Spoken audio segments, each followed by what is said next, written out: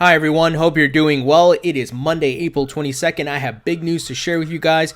I hope you're holding strong in this new emerging asset class that is cryptocurrencies. Let's take a look at the market here, guys. Bitcoin currently over 5,400, which is a great sign. We've been talking about this over the past 4 to 5 days where we saw a pullback and we saw Bitcoin creeping over 5,300 and now we're at 5,400.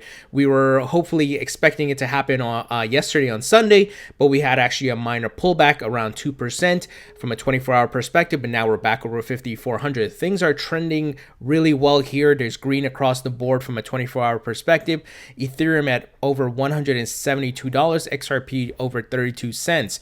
So some of the technical analysis folks are saying that Bitcoin could hit the 6,000 region. So for example, Crypto Rand here posted an image of a chart here showing the Bitcoin chart saying Bitcoin looking solid here, bullish pennant on the making, target over $6,000 region. So even the technical analysis folks are seeing that we could potentially hit 6,000. And as we've been discussing on this channel, I believe that we could hit $6,000 by the end of the month, which would be certainly really bullish because that was a key support level, if I'm not mistaken, last year where Bitcoin was holding that for a long time and then we saw a dump on the market. So 6,000, I think if we break that and we go higher would be awesome. And I think, like I said, guys, we are in that transition phase from the bear market to the bull. And we know a lot of institutional traders have open long contracts on Bitcoin futures, which is a big sign that they have an outlook of the price of Bitcoin going up. And we know the market follows Bitcoin.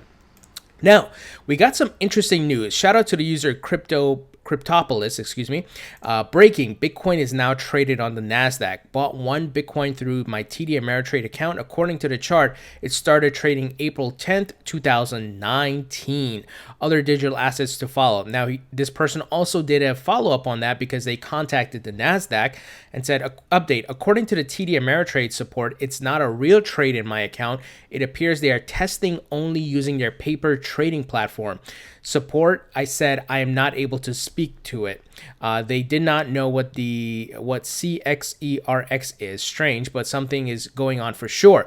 So, takeaways here, and this person obviously posted the screenshots, right? You can see here Bitcoin USD, and it looks like you can, as far as paper, and they may be testing this, right, in sample size. Maybe not everyone can see it, but we know the Nasdaq has been talking about this for listing the indexes and so forth for Bitcoin and many other cryptos. And this is not going to be a surprise once they go live. We've been talking about this for almost a year now. And as you can see, it looks like they're testing this, guys. Imagine that, crypto on a stock exchange. And we see many stock exchanges are getting involved, many banks, many different financial firms, hedge funds, and so forth, guys. The future is bright. So this is a big update, and I'll continue to keep an eye on it. And just imagine, though, I mean, that you can start doing this on the Nasdaq and eventually maybe the New York Stock Exchange. Guys, big things are ahead. Now, we got an update about Bakkt. Bakkt has, as you guys know, constantly been delayed and pushing back their launch date and so forth. And eventually they said, hey, later in 2019, we're going to launch. Well, CFTC chair Giancarlo, crypto dad, very bullish on crypto. He's had talked about it. He's crypto dad. Hester Pierce from the SEC's crypto mom. And he gave some insight as to why they've been holding back Bakkt's approval, because Bakkt is looking to do physically delivered Bitcoin futures, meaning they actually have to have the Bitcoin, and you're not going to be paid out in cash when the futures contracts end. You'll be paid out in Bitcoin. So here are some takeaways. Bakkt, the proposed Bitcoin futures exchange remains in regulatory limbo. CFTC chairman Christopher Giancarlo won't discuss specific proposals, but his general comments about crypto regulation offers hints at the reasons Bakkt is languishing.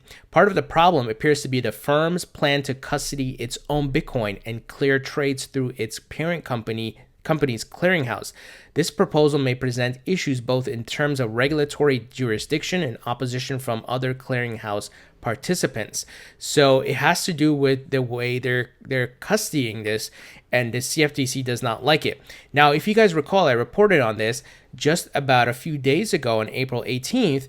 we heard about Bakkt looking to seek a BIT license in New York, where they may look to have intercontinental exchange probably help out in the custodying here because they're getting pushback from the CFTC. So we talked in depth about this. I'm not going to go fully in it, but this is a step they're taking to help get the approval from the CFTC.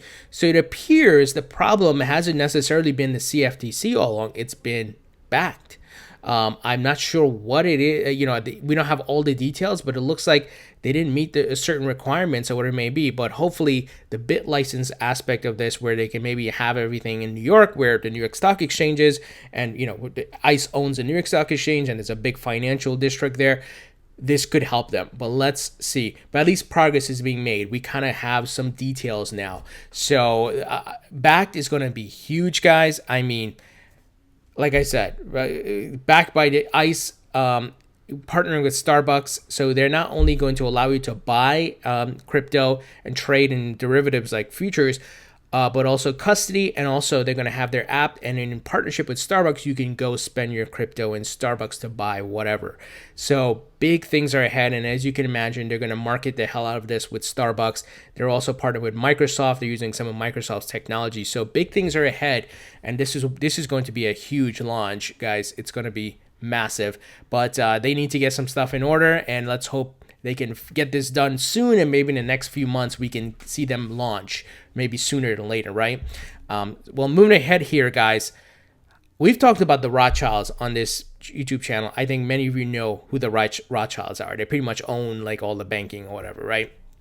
Well, Rothschild-Linked oil tycoon makes waves in Bitcoin mining pool. This is very interesting. A big shakeup at Argo Blockchain, the beleaguered Bitcoin mining company that owns Argo Mining, has revealed that a Rothschild-linked London oil tycoon will, with a shadowy past, just did a cannonball dive into the deep end of the crypto mining pool, as if you needed more evidence that Bitcoin has found the bottom of its year-plus long bear slump, with the foundations already being laid for the next bull run. So Frank Timis, a 56-year-old Romanian-Australian businessman worth over $2 billion with deep interest in oil and gold mining, was revealed as a partner of Argo Mining after a company shakeup that led to the ouster of two top Argo executives. The company also announced a massive overhaul of its entire business plan earlier this year. Rising costs and on a long crypto winter rendered Argo Blockchain's previous cash flow model unprofitable. With Frank Timis, who owns a controlling 14% stake in the Bitcoin mining firm, at the helm, Argo has moved on from subletting hash rate and invested in its own mining rigs. Guys, the news that keeps coming out of who's getting involved, and I've been saying it for over a year. Watch the big money. Watch what the big money's doing, and watch what the governments are doing. And all signs are pointing to the establishment of this new asset class of cryptocurrencies, digital assets, guys. And you see folks like the Rothschilds. I mean, you see the Intercontinental Exchange. They own stock exchanges and markets. It's mind-blowing to see this. And you go back a few years, guys, people would laugh and say, oh, Bitcoin crap or whatever, crypto, haha, whatever, fake internet money, garbage, blah, blah, blah, right? Now look at what's happening. And, we even talked a bit about this, and many of you know about it, but a big vindication of this market and technology, disruptive technology, is what JP Morgan did. After trashing it for over a year, right? Jamie Dimon, Bitcoin is garbage, lose your money, only idiots invest in Bitcoin and all kinds of stuff, right? What did they do? Release their own crypto. I hope you see the writing on the wall where we're headed, and you have people who are connected to the Rothschilds worth billions of dollars getting into this. And I always bring up the thought for you to think about, they're not putting their money in here to waste it, to lose it, right? These people are looking to make returns. They want to keep their wealth. They're not putting millions into these different technologies and crypto to watch it go to waste or to go, disappear. They know what's coming here. There's a big paradigm shift. It's one of those big moments in history, kind of like how the car was invented, right? And then how big that was for the Industrial Revolution. And this is a revolution, a blockchain revolution, and cryptocurrencies is leading it, guys. It's really a great time to be alive here, and this technology is going to take us to places we've never been before. It's pretty crazy. And speaking of governments and big money here, the IMF continues their dialogue about digital assets and currencies and crypto, guys. We've seen them talking about it now. They can't ignore it because it is global. People are getting banked, and they have the ability now to send funds. They don't need even necessarily a bank, or so to speak. They don't need to go through all those loopholes, and the IMF is recognizing that. And here they tweeted out, should central banks issue digital currencies? And the link is to a video here on their website, and it includes a conversation with some folks from the Deputy Division Chief Money and Capital Markets Department, IMF, the Deputy Government of Rick's Bank, Deputy Governor of Bank of Canada. So banks are getting involved in the conversation. They, I think, are starting to see the writing on the walls, guys. Big things ahead.